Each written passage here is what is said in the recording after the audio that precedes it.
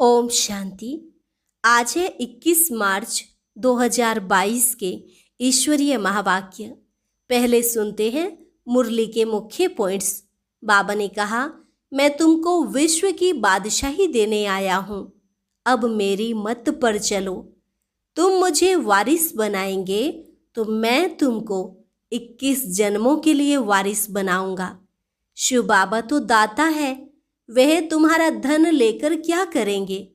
बाप तो सिर्फ युक्ति बताते हैं, कैसे ईश्वर अर्थ सेवा में लगाकर धन सफल करना है। इस राजयोग से 21 जन्मों के लिए तंदुरुस्ती और पढ़ाई से राजाई मिलेगी। इसलिए यह कॉलेज कम हॉस्पिटल खोलते रहो। आगे बाबा ने कहा, मैं तुमको श्रेष्ठाचारी बनाए स्वर्ग का मालिक बनाता हूँ। अगर देवता बनना है तो और संग तोड़ एक मुझ संग जोड़ो। जितना मेरी मत पर चलेंगे उतना उच्च पद पाएंगे। अगर पढ़ेंगे नहीं तो प्रजा में भी कम पद पाएंगे। यह कयामत का समय है, अब सभी के हिसाब किताब चुकता होने हैं। इसलिए योग से अपने विकर्म विनाश करते जाओ। बाप कहते हैं, मैं तुम आत्माओं को जो सुनाता हूँ वह धारण करो। गृहस्थ व्यवहार में रहते पढ़ाई जरूर पढ़ते रहो, पढ़ाई से ही उच्च पद मिलेगा। अगर कोई ने संशय में आकर पढ़ाई छोड़ दी और जाकर माया का बन गए तो बहुत सजाएं खाएंगे। ऐसे बच्चे आगे चलकर बहुत पछताएंगे। और लास्ट में बाबा ने कहा, पवित्र बनने बिगर यह ज्ञान बुद्धि में नहीं बैठेगा। इसलिए पवित्र जरूर बनो। पतित वर्षा ले न सके। ड्रामा के खेल को अच्छी तरह समझ, शरीर छोड़ने से पहले बाप से पूरा वर्षा ले लो। और अब सुनते हैं महावाक्यों को विस्तार से। ओम शांति। मुरली का सार। मीठे बच्चे, तुम्हारे पास जो कुछ है उसे ईश्वरीय सेवा में लगाकर सफल करो। कॉलेज कम हॉस्पिटल खोलते जाओ। प्रश्न, तुम बच्चों का शिव बाबा से कौन सा एक संबंध बहुत रमणीक और गुह्य है? उत्तर, तुम कहते हो शिव बाबा हमारा बाप भी है तो बच्चा भी है, परंतु बाप सो फिर बच्चा कैसे है? यह बहुत रमणीक और गुह्य बात है। तुम उन्हें बालक भी समझते हो क्योंकि उन पर पूरा बलिहार जाते हो। सारा वर्षा पहले तुम उनको देते हो। जो शिव बाबा को अपना वारिस बनाते हैं वही 21 जन्मों का वर्षा पाते हैं।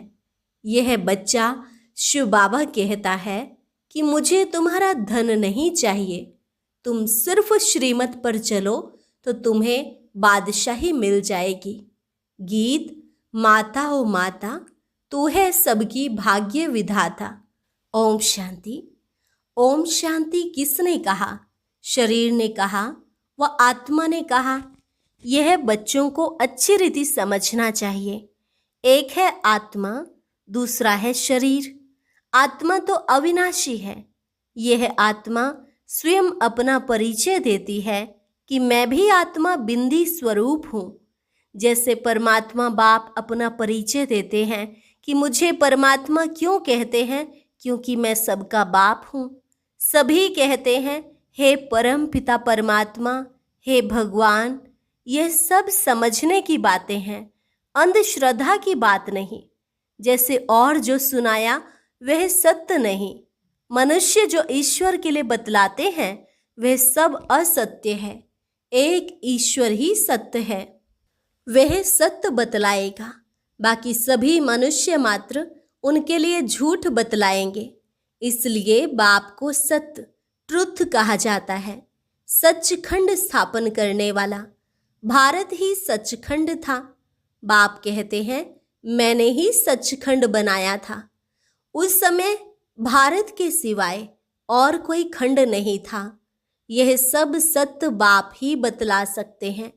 ऋषि मुनि आदि आगे वाले सब कहते गए कि हम ईश्वर रचयिता और रचना के आदि मध्य अंत को नहीं जानते। नेति नेति करते गए, कोई भी परिचय दे न सके।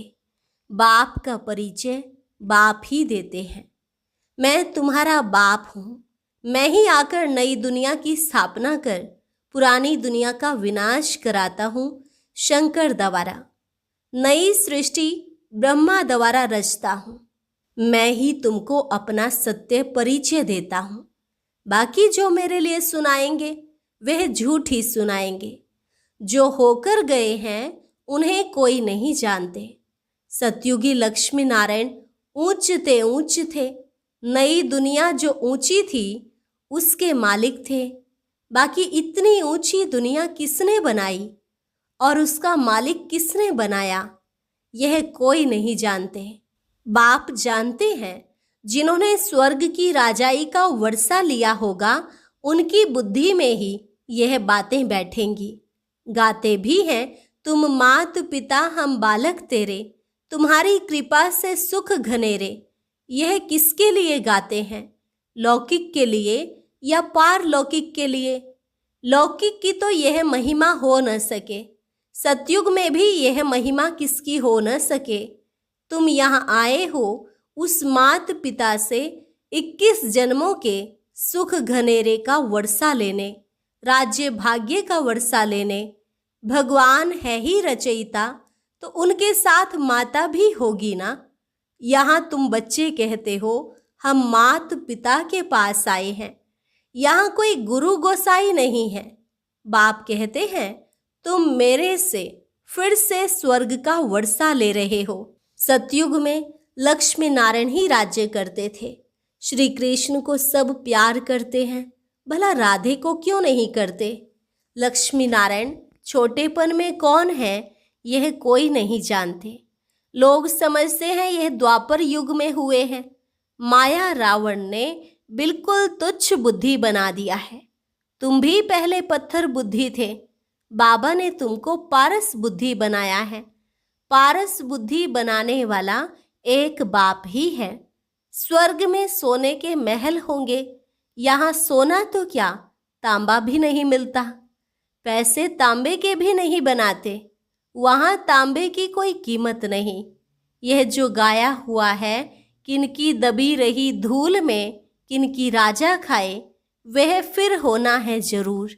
बरोबर आग लगी थी, विनाश हुआ था, सो फिर होना है जरूर। 5000 वर्ष पूर्व समान फिर से दैवी स्वराज्य स्थापन हो रहा है। तुम बच्चों को राजाई देता हूँ। अब जितना जो पढ़े विचार करना चाहिए कि यह सतयुग में लक्ष्मी नारायण राजा रानी तथा प्रजा कहाँ से आए, उन्होंने राज्य कहाँ से लिया। एक दो से लेते हैं, वह सूर्यवंशियों से चंद्रवंशियों ने लिया, चंद्रवंशियों से फिर विकारी राजाएं लेते हैं, राजाओं से फिर कांग्रेस सरकार ने लिया। अब तो कोई राजाई नहीं है। लक्ष्मी नारायण स्वर्ग के मालिक थे ना। 8 गद्दियां चली। त्रेता में राम सीता का राज्य चला, फिर माया का राज्य शुरू हुआ। विकारी राजाएं निर्विकारी राजाओं के मंदिर बनाकर पूजा करने लगे। पूज्य थे वही पुजारी बने। अभी तो विकारी राजाएं भी नहीं हैं। अब फिर नई दुनिया की हिस्ट्री रिपीट होगी।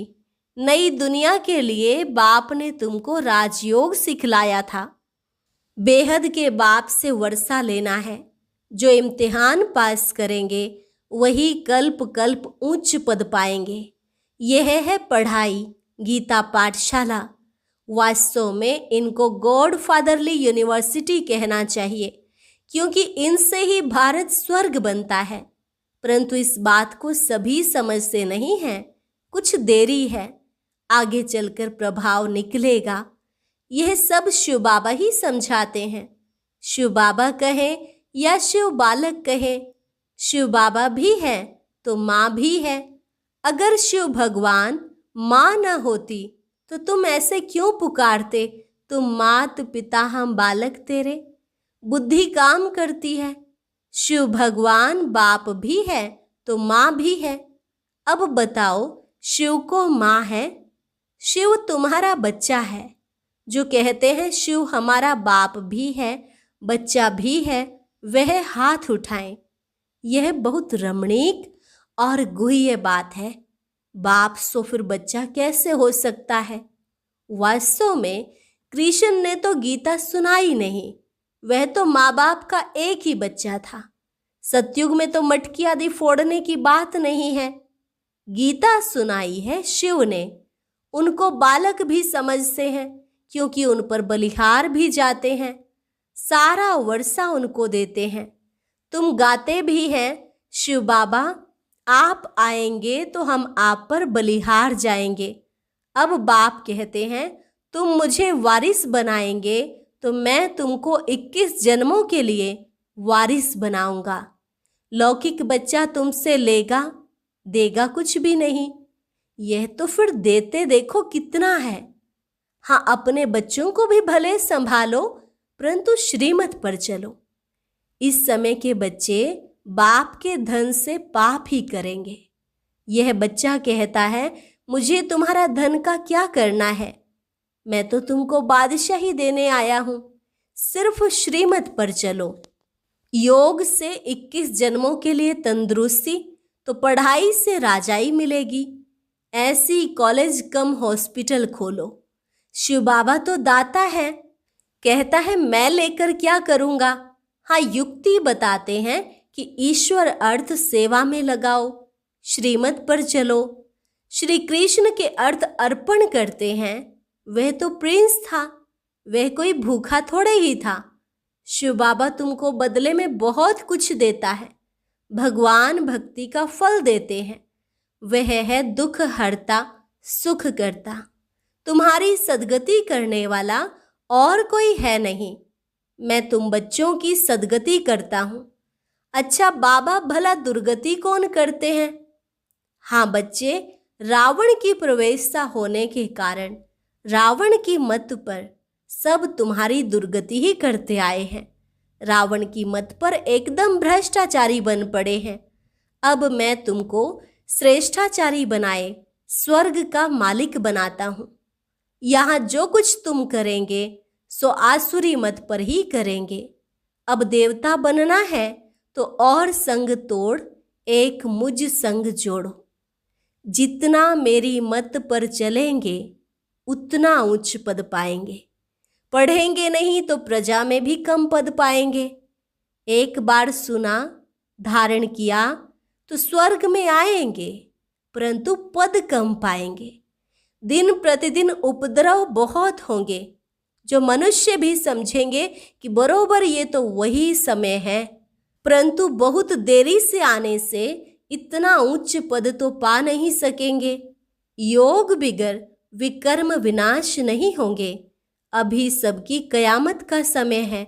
हिसाब किताब चुकतू करना है। यहाँ तुम्हारे कर्म विकर्म बनते जाते हैं। सतयुग में कर्म अकर्म बन जाते हैं। कर्म तो जरूर सब करेंगे, कर्म बिगड़ तो कोई रह नहीं सकेंगे। आत्मा कहती है मैं यह कर्म करती हूँ, रात को थक जाने के कारण विश्राम लेता हूँ। इस ऑर्गन्स को अलग समझ सो जाता हूँ, जिसको नींद कहा जाता है। अब बाप कहते हैं हे आत्मा, मैं तुमको सुनाता हूँ, सो धारण करो। ग्रस्त व्यवहार में रहते पढ़ाई भी करो। पढ़ाई से ही उच्च पद मिलेगा। पवित्र बनने बिगर यह ज्ञान बुद्धि में नहीं बैठेगा। माया बुद्धि को अपवित्र बनाती है। इसलिए बाबा का नाम है पतित पावन। गाते हैं तुम मात पिता हम बालक तेरे, तुम्हारी कृपा से सुख घनेरे। परंतु तुम अब प्रैक्टिकल में बैठे हो, जानते हो इस सहज राजयोग के बल से 21 जन्मों के लिए हम स्वर्ग के मालिक बनेंगे। इसलिए ही तुम आए हो। भक्ति मार्ग में तुम गाते थे, अब गायन बंद हुआ। स्वर्ग में गायन होता ही नहीं, फिर भक्ति में होगा। बाप कहते हैं मैं तुम्हारा मात पिता बन तुमको स्वर्गवासी बनाता हूँ। माया फिर नरकवासी बनाती है। यह खेल है। इसको समझकर मरने के पहले बाप से वर्षा ले लो, नहीं तो राज्य भाग्य गंवा देंगे। पतित वर्षा ले न सके वह फिर प्रजा में चले जाएंगे, उनमें भी नंबरवार मर्तबे हैं। बाप कहते हैं इस मृत्यु लोक में यह तुम्हारा अंतिम जन्म है, अब मेरी मत पर चलो तो तुम्हारा बेड़ा पार हो जाएगा। इसमें अंधश्रद्धा की कोई बात नहीं, पढ़ाई में कभी अंधश्रद्धा नहीं होती। परमात्मा पढ़ाते हैं, बिगर निश्चय पढ़ेंगे कैसे? पढ़ते पढ़ते फिर माया विघ्न डाल देती है तो पढ़ाई को छोड़ देते हैं।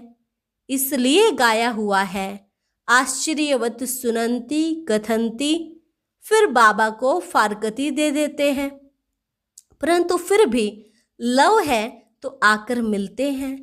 आगे चलकर पछताएंगे कि बाप के बच्चे बन फिर बाप को छोड़ दिया।